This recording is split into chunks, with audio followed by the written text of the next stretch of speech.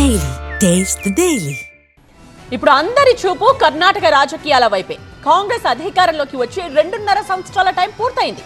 మరి వాళ్ళు చేసుకున్న ఒప్పందం ప్రకారం కేబినెట్ లో మార్పులు ఉంటాయా? అలాగే అందరూ ఆసక్తిగా చూస్తున్న సీఎం పోస్ట్ షేరింగ్ కూడా ఉండబోతోందా? ఈ అంశాలపై సీఎం సిద్ధరామయ్య రియాక్షన్ ఏంటి? అసలు సీఎం పదవిపై డీకే శివకుమార్ మనసులో ఏముంది? కర్ణాటక రాజకీయాల్లో కీలక పరిణామాలు చోటు చేసుకుంటున్నాయి. సీఎం సిద్ధరామయ్య మంత్రివర్గంలో భారీ మార్పులు జరగబోతున్నాయన్న ప్రచారం జోరుగా సాగుతుంది. అలాగే సీఎం పీఠం మార్పిడిపైన ఊహాగానాలు ఊపందుకున్నాయి. సిద్ధరామయ్య ముఖ్యమంత్రిగా బాధ్యతలు చేపట్టి 2.5 ఏళ్ల పదవీకాలం ఒప్పందం ముగిసినందున త్వరలోనే మంత్రివర్గ పునర్వ్యవస్థీకరణ చేపట్టాలని కాంగ్రెస్ అధిష్టానం చూస్తున్నట్లు కన్నడ పొలిటికల్ సర్కిల్లో తెగ చర్చ నడుస్తోంది. ప్రస్తుతం కొనసాగుతున్న మంత్రుల్లో 50% మందిని తొలగించి కొత్త వారికి అవకాశం కల్పించాలని భావిస్తున్నట్టు ప్రచారం సాగుతోంది.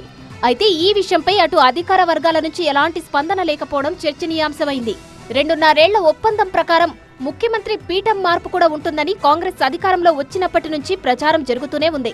దీనికి తోడు తనకు సీఎం పదవి చేపట్టాలని ఉందని డిప్యూటీ సీఎం డీకే శివకుమార్ గతంలో పలుమార్లు ప్రకటించడం, ఆయన మద్దతుదారులు కూడా ఇదే విషయాన్ని ఓపెన్ గానే చెబుతుండటంతో ఏం జరగబోతోందన్న ఆసక్తి అటు కర్ణాటకలోనే కాదు దేశవ్యాప్తంగానూ నెలకొంది.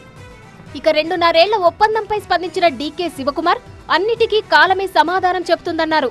అలాగే ముఖ్యమంత్రి పదవిని చేపట్టాలనే ఆశ తనకు ఉందనేలా పరోక్షంగా బదులిచ్చారు.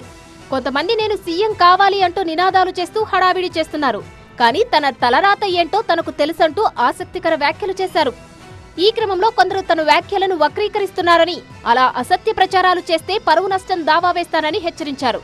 అలాగే పదవుల కోసం కాదు ప్రజల కోసం పనిచేస్తున్నానంటూ ఫినిషింగ్ టచ్ ఇచ్చారు డీకే. మరోవైపు ఈ నెల 13న సీఎం సిద్ధరామయ్య కేబినెట్ మంత్రులకు డిన్నర్ ఇవ్వనున్నట్లు తెలుస్తోంది. మరి డిన్నర్ ఇచ్చిన తర్వాత మంత్రులపై వేటు వేయబోతున్నారా, లేక తన సపోర్టును పెంచుకునేందుకు ప్లాన్ చేస్తున్నారా అన్న అంశాలపై కన్నడ నాట రకరకాల ఊహాగానాలు వినిపిస్తున్నాయి. చూడాలి మరి ఏం జరగబోతోందో.